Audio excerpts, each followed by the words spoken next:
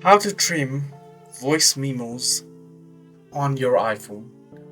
Hello everyone, welcome back to the channel. In this video today, I'll guide you through the steps on how you can easily trim the voice memos on your iPhone. Well, the process itself is actually pretty simple and pretty easy, so let me guide you quick through this video. In order to trim the voice memos, what you can do is simply first open up voice memos.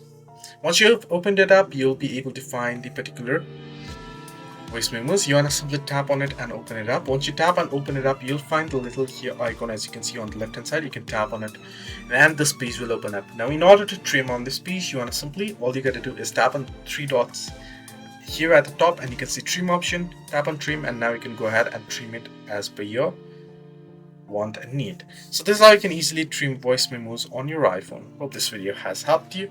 Do like and subscribe, and also do not forget to leave comments down below if you have any further issues as well.